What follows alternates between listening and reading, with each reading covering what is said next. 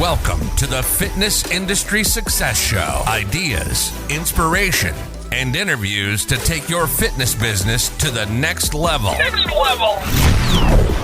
With over 23 years of fitness industry experience and the founder of LEADLION, an innovative fitness marketing agency, here's your host, Nick Parker. Welcome everybody to the Fitness Industry Success Show. I'm so excited that you are here joining us today. I've got a really awesome guest. His name is Cory Angelin. He is the COO of Volo Fitness, which is a really interesting and neat concept that's up and coming and growing right now in the boutique HIIT studio space. Cory's got a lot of experience with previous places like Big Box and 24-hour fitness, and he's been in the industry for a long time. So you're going to get a lot of value today. We're going to be talking about some really interesting things. We're going to be talking about something that most people overlook, which is the onboarding experience. What great fitness brands do very uniquely and different.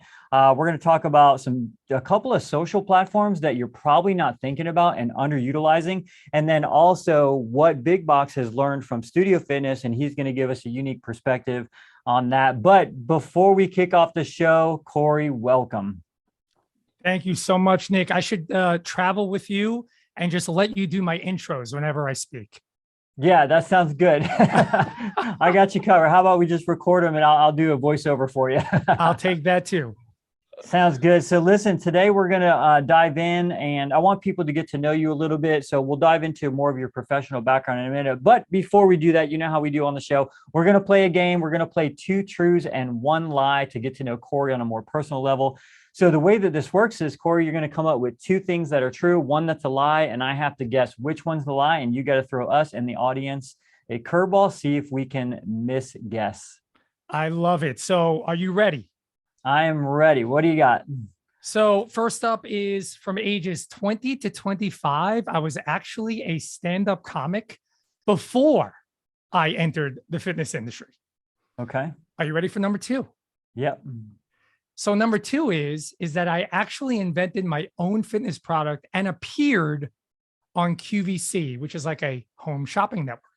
Yep. Okay. And cool. number 3, finally, just to throw you for a loop here, Nick, is that I ultimately had the ability to, when we talk about my early years after I was a comedian, became the CEO of a big box gym, which was ultimately a club I won't say out loud because you might guess. So okay. CEO, appeared on QVC with my own fitness product and was a stand-up comic. This is a tough one. The reason I say that is because I don't know. I kind of get that you could be really funny on stage. So that might be interesting. And then fitness product on QVC. That's believable. I think so. And then you're the COO now of a fast growing company. So you could definitely have been a CEO of a big box club. I'm going to say the lie. I'm going to throw it at a curveball here and just guess that it might be the fitness product in QVC. That is actually the truth, Nick. I had a feeling. Man. I invented a product called the VersaPod XX20. Do you remember the perfect push-up back in the day? Yeah, I do. I used to use those. I love that. Exactly. And I used to use them as a trainer. It used to drive me up the wall because I used to see the infomercial all the time. So I invented a product called the VersaPod. It was like a perfect push-up, but it had a Bosu ball on the bottom so you could engage your core more. And I happened to get on QVC. So that is 100% the truth. That's cool. So what about the lie? Which one's the lie? The lie, although I am absolutely hilarious, although you would have to talk to my wife to see if she actually believes that. I was not a comedian from 20 to 25. However, Nick, it was a thought in my mind at age 18. That might have been a profession I wanted to go into, but fortunately I ended up in the fitness industry and probably ended up a lot more successful than I would have been. Yeah, 100%. That's awesome. Well, cool. And what company were you the CEO of, the Big Box? So it's a Northeast company. It was called Fast Edge Sports Performance. It was under the umbrella of Nike and Spark Training back then, cool. Which was really cool. And and that sort of was my foray into the fitness industry. Awesome. Speaking of foray, let's dive into that. Tell us a little bit more about your background and your journey real quick, and then we'll dive into the topic. Yeah, I mean, for me, it's interesting when I reflect back on my career. I always say the first half of my career, Nick, was all big box gyms, right? Mhm. I mean, I was fortunate to have worked and consulted for, I would say, some of the top brands in the world. So Equinox, 24 Hour Fitness, as you Oh mentioned, yeah. Lifetime, which is I always say if you ever want to learn the business of fitness, work at a Lifetime. I mean, Mhm. 300,000 square foot building. And then I sort of transferred over into the boutique world, which obviously, as you know, we've seen a huge boom in the past, I guess, 5, 6, 7 years. First at F45, and then now with an early company called Volo Fit, but Volo Fit really spawned from the Tough Mudder brand. And so they wanted to create Mhm. sort of this 50-minute high intensity interval training franchise that is constantly changing and programming. And so Hmm. that's where I'm at now. So I always consider myself well versed in both big box and boutique. Yeah, that's a really cool perspective because there's certain things that you can get from a boutique and as far as like culture and atmosphere and environment that big box is definitely needing to learn from. And then the opposite of that is systems, processes, and other stuff that big box does that, the boutique can. So that's really cool.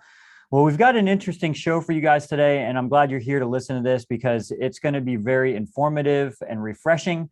Let's talk about that. Let's talk about the onboarding experience. And this is something most fitness facilities aren't really thinking about and maybe are missing some key opportunities of growth and opportunity to really create a better experience. So let's talk about the onboarding experience and what you mean by creating an onboarding experience that just looks so different and better. Yeah, I mean, I think you've hit the nail on the head. And something I'm probably this part of my life the most passionate about. I mean, you're an expert in marketing, so you would appreciate a lot of probably what we're talking about now, which is, again, I always reflect back again. The first half of my career, I was all about, like if we can get someone in with a promotion, like that's going to get them to join. Like we're just going to undercut everyone in the business. I'm going to give you a free session. Remember the free sessions we always give, especially Yep. as a trainer at a big box Mhm. gym. And I'm just going to wow you with me for that hour and you're going to buy. Right. Really, what I learned is people will pay any amount of money as long as they're motivated and they're getting one heck of an experience. And so when I started to think about what does that experience mean as far as fitness is concerned, it's everything from when a lead comes in to the minute you try to sell them a membership. And so there's a lot that happens, right? From the minute someone calls you up or walks into your club or studio, whether it's you bring them through a trial, at the end of the trial, it might be a 1, 2, 3, 7-day trial. Who then pitches the sale? How do you pitch the sale? What happens after they join? Do you follow up with that member? Because we always have retention problems in fitness. Mhm. And so I always used to say now, the experience is what makes or breaks a new member, I or couldn't what agree makes or more. breaks a sale. And Yep. I always, and Nick, I always tell people, a lot of people are concerned that they don't want to be salesy. And I never considered myself a big salesperson. I never went to school to learn how to sell. But Right. what I did do really well is just provide a great experience. And as a result, ended up getting a lot of clients and members from it. Yeah, that's really key. And I love what you said about following up after. That's a huge drop-off point where you're missing referrals, you're missing opportunity on the back end to grow the business even faster with new raving fans that are already going to talk about you. Might as well pull some referrals there and follow up. So what are some ways that you take that whole process and level that experience up? Yeah, it starts with the initial conversation. For me, the initial conversation I've probably preached about for the last 10 years with trainers, sales advisors, and GMs, which is that initial conversation should be 90% needs analysis. In other words, asking the customer why, all right, that Boom. you would appreciate. Yes. Why is it that they would want to join in the first place? And this really spawned from years and years and years of role play. Role play is anyone that knows me knows I love role playing. It's one of my favorite things to do. One, because people get nervous about it and it's just Yep. practice, right? But two, it's funny when I'll get an owner on a phone of a franchise and we'll say, okay, I'm a lead. I'm going to call you up. Ready? Hey, Nick, this is Cory. Just wanted to find out about pricing. And then I stop there and then I listen to what the owner starts to say next. And 99% of the time, they start to actually talk about pricing. Big Nothing about mistake. me, right? Or redirecting Right. about my Yep. goal. And so really I teach people a proper needs analysis. What is your goal? Why is it your goal? What have you done in the past? What are you looking to do moving forward? Who's your support system? And a lot of the questions that you can actually ask in that needs analysis can do a couple of different things, Nick. It could if you ask powerful questions in that initial conversation, you could actually overcome objections before they even happen. You can activate the decision-making part of the brain because you can make those questions emotional. Like, how would you feel if you lost 10 pounds? Right. And then you can plant seeds along the way. And that's where I think that's what separates salesy people, which I'm not a big fan of. I have friends that are hardcore salesy and they're really good at it. I'm not comfortable being that way. I like to plant seeds along the way. So I like to talk big picture. I like to talk about, Nick, if you had a program that was consistent, do you think you would be more successful at achieving your goal? And you would say, yes. I don't need to tell you about my program and how much it costs yet. I'm just doing a needs analysis. I'm just learning about you. And so it starts there. I love it. I'm so excited about what you're saying. And the reason is this has been a topic of conversation over the last 2 hours for me with some accounts that we have. And so you're nailing it on the head. One of the things that I find, and I think you'll agree with this, is that most of the time we're selling amenities and pitching the product instead of tying in what they really want to how our solution will solve that problem, right? So peel the onion back, find out, do discovery, find out what's important to them, why it's important to them, and how long they've been struggling, their pain points, and uncover all of this. And then you'll be able to provide the accurate solution with your product to that person to help them get there on their goals, right? It's so true. So about 10 years ago, Nick, I was doing these with 24 Hour Fitness, actually. So I'm dating myself here, but I used to travel around and onboard trainers for 2 days. So it would be a 2-day foundation training. And then we would onboard sales advisors. And I stumbled upon, to this day, still my favorite TED Talk on YouTube, which is by one of my mentors, Simon Sinek, one of my favorite business coaches in the world. One of my favorite books is called Start with the Why. And he talks about one of my favorite lines ever, which is, people don't buy what you do, they buy why you do it. And it's so true. If we're not uncovering a person's why, it's a simple concept, right? Then what does it matter what you're selling? And so I always tell people right now, there are people busting their butt on the treadmill all over the world to try and achieve something. If you don't understand or even ask the question what that something is, does it matter that you're having a promotion on your membership this month? It doesn't matter. That will help, right? In terms of price. It's not like price doesn't matter, but you still should understand why you might be the solution first. 100%. I couldn't agree more. This is awesome. This is an area I'm also very passionate about, and I knew you and I were going to hit it off on this subject. So, well, I want to dive in a little deeper on this just for a second before we move on.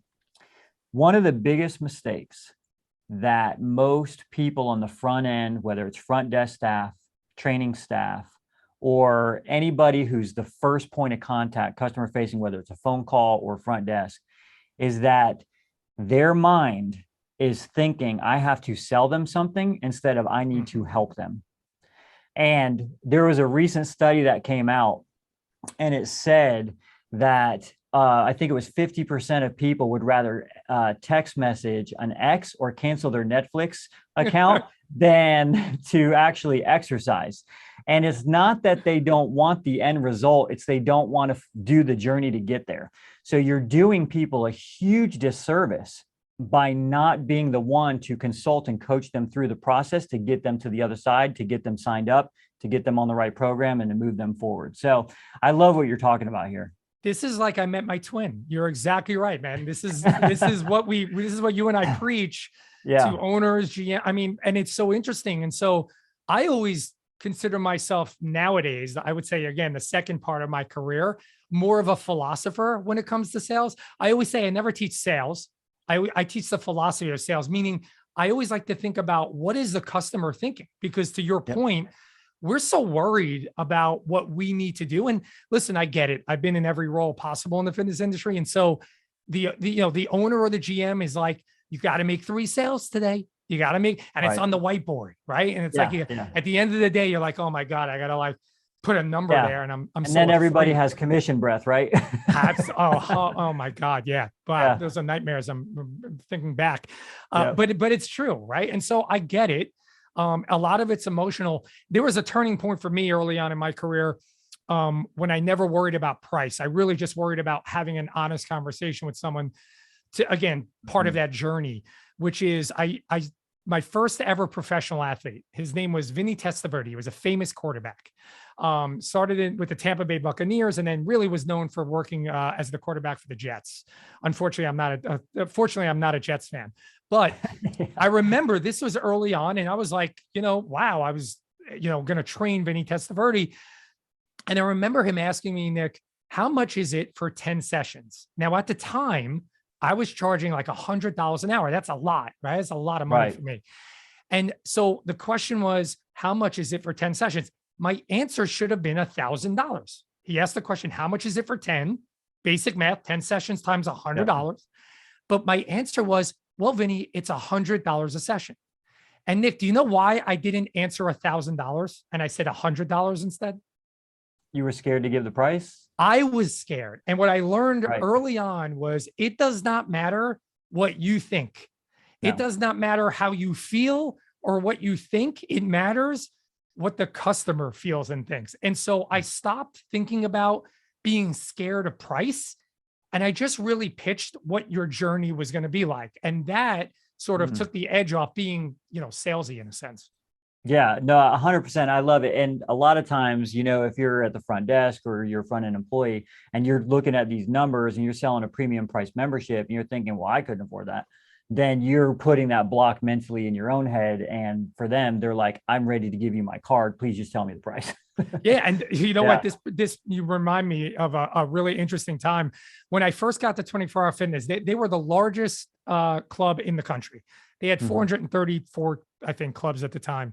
And they bring us in to create their tour, their experience when you first walk in. And I go, well, what's your existing tour now? And they go, oh, well, we show you every part of the gym. And I always found that interesting. And I'm sure you've been on a million tours.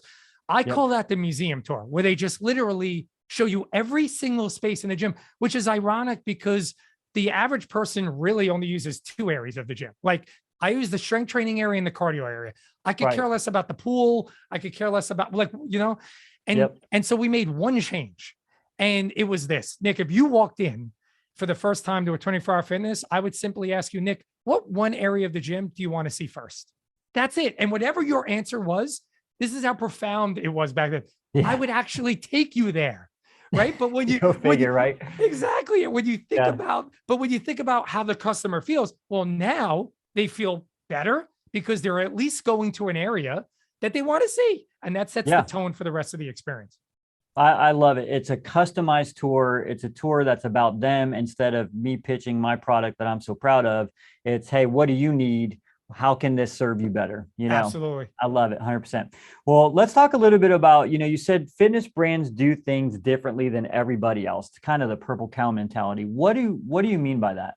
So great fitness. I always think about great brands. And then I think about like everyone else, right? I mean, we're literally calling great brands. And so that means they must be differentiated with everyone else. And so when I think about that, I first try to take myself out of the fitness industry because we live and breathe fitness all day long. And so I think about companies like Apple, Starbucks, Disney, for example. And I always think about like, what makes them so great? Because they have competitors that have just as much money for marketing, just as much power to hire whoever they want to hire, but yet they always are elevated amongst everyone else. And so what it really comes down to for me is great brands do two things different than everyone else. Number one, they are absolutely passionate about their brand. Now it's kind of cheesy to say, but it's really, really true. Even people at Apple, when you walk into an Apple store, Nick, do you know what we call the employees there? What do they call them? Geniuses. I mean, first of all, that is genius. Yeah. And you have the Genius Bar. Yep. The Genius Bar, right? I just find, do you know what we call the employees at Starbucks? Baristas. It's just a different way of thinking. So it's so powerful subconsciously that like I'm talking about it now. Little things like that, right? Yeah, it's almost like an identity thing, right? You're identifying with the brand so much that you're taking a title that's unique to that brand. That's absolutely. And so that's first and foremost, you have to be passionate. So in the fitness industry, what does that mean? It means like you got to work out where you work. I always found that interesting at big box gyms. Like sales associates would come up to me, they're like, oh man, I just got a great workout, and where'd you go? And they named like some place down the road. Like, I get it. I get it. Sometimes you don't want to work out all the time, but I mean, Jesus, like work out a little bit where you experience your own product. Number two, what great brands do differently is if you are passionate about your product and service, then you charge, your price always reflects that. And that might mean it's a premium price, but you know what? That's okay. And that really was the foray of the boutique fitness brand. That's when boutique came into it, because obviously at boutique, we charge a premium brand, but we're proud of it. And our experience is so good. I think in boutique in general, not just the Volo Fit, that we command a higher price. Yeah, absolutely. And that's really across the board. Boutique is going to be anywhere between maybe, I don't know, $100 up to like $300-$400 a month, depending on, what you are. So let's skip ahead and talk about what big box has learned from boutique fitness, since we're already on it, and then we'll come back to the platform. So I would love to hear your thoughts on that. Yeah. So I think about 5, 6, 7 years ago, when we really saw the boom of boutique fitness, I think really who's commanding the market is 18 to 47-year-olds, right? Millennial, Gen Zers. I mean, we've seen a huge increase in memberships from that group segment of people the last 5, 6, 7 years. And when we used to look at research studies, why are people leaving big box to go to boutique? What we learned was a couple of different things. Number one, boutique offers this sense of community, right? It's smaller footprint. So more people. You get to know your coaches a little bit more. There's a little more intimacy in it. The rapport build is a lot more thorough. And so it's first and foremost, it's community. But secondarily to that, Nick, it's little things like look, feel of the studio, right? Like everything from the lighting to the sound, all of those things are taken into consideration when you walk into a boutique brand for the most part. And so you saw now big box realize what was happening. And so now you'll see really, really smart big box gyms adapt some of that, what you see from boutique. First and foremost, they're sort of revamping the group fitness room at big box gyms. I mean, that's the easiest place to sort of create that boutique feel. So instead of walking into a cycle room for spin, where it's sort of the same lighting as the rest of the big box club, it's different lighting, different sound system. There's level tiers. I mean, there's a lot of stuff that big box is doing similar to that. And and certainly another big thing you'll see in big box, which I'm sure you've seen, which is, circuit training in the middle of the floor, this sort of its own area, right? For functional training, stuff like that. And so I think they're wised up. I mean, the good news for big box is big box still isn't going anywhere, right? It's still, I still have my big box membership. And two, it's okay. Like it's okay to have competition from both big box and boutique. But, it's never going to be one or the other. It both can live in the same space. Yeah, I agree with you on the community part. I've had other people on the show that were former F45, and you came from that world too. Sure. And one of the big drivers of what makes a boutique successful is the community. You're building a tribe. You're building a Cheers. Remember the bar show Cheers, where everybody knows your name? Yeah. It's different than being a cattle, herd cattle mentality, where you're just a number coming in. And I'm not going to mention where I'm a member at, because I hate my gym. I'm leaving whenever I get the opportunity because I walk in the door and I don't exist. I'm invisible. And if they say hi to me, it's as if it's the most painful thing in the world for them to do. And I'm a nice guy, so I don't know what to do. Yeah. You're easy. It's training, right? So it's the community feel. It is nice to feel appreciated. It's nice to be a part of that community. And I think that one of the things that some big box gyms do really well, some of them, not a lot of them, but some of them do really well, is to take that community aspect and try to really figure out a way to implement that. So I agree. So, so at Volo Fit, you guys do, before we jump onto the platforms, what is your community? How would you describe your community experience? What's that look like? Oh yeah. I mean, just passionate people. Right. And it starts with who we hire first. So, I mean, listen, I love my time at F45. I have a lot of great colleagues there. One of the reasons why I love boutique fitness in general, and also why I came over to Volo Fit, was the opportunity to operationally have a little bit more hands-on in terms of retention and what processes we can do to engage what I call the modern member. Because like we talked about, a lot of people have tunnel vision about new member acquisition, but yet we forget that 50% of the equation is also retaining your members. And so when we're in boutique and at Volo Fit specifically, we'll do everything from a 7-day check-in to a 30-day check-in. I mean, little things like that. A 30-day check-in is unheard of nowadays, right? Like, have you gotten a 30-day check-in? Sounds like no from your big boss. I can't even get a check-in at the front desk exactly when I walk in the door. Yeah. So, 7 days in, 30 days in. Hey, Nick, how's it going? It's been 30 days. I want to know what you've loved about Volo Fit and what one area of opportunity we can work on better, the better your experience. I mean, that's how a typical conversation goes. And then also, to your point specifically, and I love the marketing aspect here, which is like, it gives you a great opportunity to ask for a referral. Number one reason why you don't get a referral, it's so stupid. You don't ask. Right. And so those touch points give you an opportunity to do that. So, at Volo Fit, we make it a point to make that part of the process. And when we onboard owners, GMs, sales advisors, head coaches, and coaches, we teach them that training right when we hire them. And I think that's the most important thing, is to instill that process from the get-go. Yeah, absolutely. 100%. The most important part of that is that if you have it's easy to ask somebody that you have a positive experience with, a relationship with, for a referral. But if you are just flat out, like I remember walking into my big box gym, which the gym is nice, but the staff is really undertrained, for lack of a better word. And they're just throwing, I didn't even know my name. I walk in, they're just throwing passes at me like, here, refer somebody. And I'm like, I don't want to embarrass myself by referring somebody here. So you have to have a relationship. There has to be that community and that bond. So, so let's talk about, there's 2 social platforms, and I'm in agreement with you on this because they're definitely underutilized, that you feel the fitness industry at large is underutilizing because they're looked at very differently. What are those 2 platforms and why? Yeah. I mean, I'm glad you brought that up. I mean, listen, for me, when we were going through COVID and, everyone was trying to survive in the industry, whether you're at a big box or boutique, you had to be creative. Certainly marketing dollars were scarce at the time.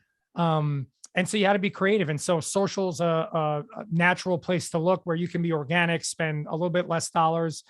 And I also will say that digital marketing is an absolute must. So the first thing I always tell owners is, like, you can't do it by yourself. No matter how great of an influencer you are on social media, you need help, and you need a certain amount of dollars each month to be spent on marketing, and leave it to the professionals like you. That being said, there are some platforms I think we do underutilize from a club or studio level. One is LinkedIn. Yeah. And, LinkedIn is something that I go on every week. I do a LinkedIn Live pre-zo, but I also push out content because I feel like most people think about LinkedIn as just almost like Indeed, where you go there to either apply for a job, right? Or like, put a job description out there to try to get an employee.